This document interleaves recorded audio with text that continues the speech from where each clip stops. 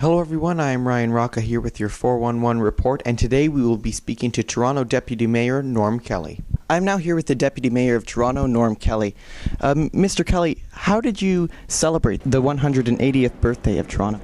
Well, what we did was go out and get a big cake, get the icing put on it in Toronto colors, blue and white, got a couple of numbers, 180, and invited everyone here on the second floor that works in political offices.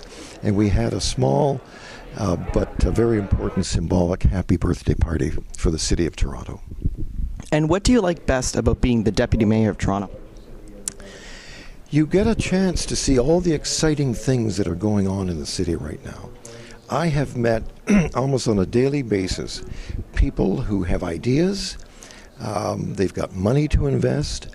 They want to seize the opportunity to promote the future here in Toronto, create a lot of jobs for people, and jobs that are in the high-tech field, and that seems to be where the future is heading. That's one way or the other. You have to have that sort of technological internet experience. I don't have it. I'm an artsman, but it's so much is going on here in the field of entertainment, business. It's mind-boggling, and to be a part of it, to see it, and to talk with people, and to help shape their decisions is something that I didn't anticipate, but I'm enjoying it fully. And do you enjoy having all the responsibilities that were placed on you a few months ago? Do you enjoy having to fulfill those responsibilities? Yeah, I do. This is a big city, a complex city, a diverse city, and I think that given my background in local politics in Scarborough, national politics in Ottawa, metropolitan politics in the metropolitan government, and now my experience in serving on the executive committees of all three Toronto mayors gives me a sense of what should be done, and also an awareness that to get things done you have to work with people. So collegiality, getting people to focus on issues and to try and work out a common ground among us is especially when you reach the goals that you've set for yourself and others, is a very enjoyable experience.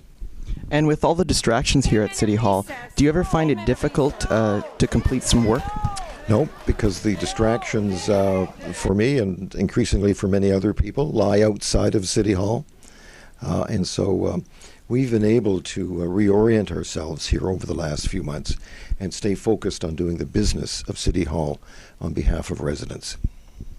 And with the upcoming election in the fall, what do you expect to see happen to the city? Well, you never know what's going to happen in elections. And you know, the amazing thing about the last two elections is that the person who won started out, I think, with support in the single digits. So any attempt to figure out who's going to win right now would be futile, but I'm expecting a good race. I hope the issues are thoroughly and openly discussed, and we get a mayor that's committed to fulfilling the potential that lies inside this city. And when it comes to one specific issue, the Gardiner Expressway, do you think that there is one correct solution to fixing all the problems that have come about because of the highway? Well, that highway hasn't created problems. You know, the downtown commercial core of the city of Toronto is the largest concentration of commercial space, not only in Canada, but in most of North America. And what facilitated the growth of that commercial core? The Gardiner. So think of the commercial core as a heart and the Gardiner as an artery that feeds the heart. The challenge is that it's been so successful that and it has, ironically, in another way, has inhibited the growth of other areas close by that we're forced to revisit it. And I don't know what the option is, but whatever that option is, it has to be one that unlocks the economic value that lies in some of the underutilized land in that general area, generally to the south of the commercial core. But at the same time, it has to protect and promote the health of the commercial core itself. There's no city outside of New York City that has such a strong commercial core as the City of Toronto, and you don't want to tamper with that. So it's that balancing act, and that's the art of the politician, is to balance competing interests and hope that you can work those competing interests out in a way that looks after both of them.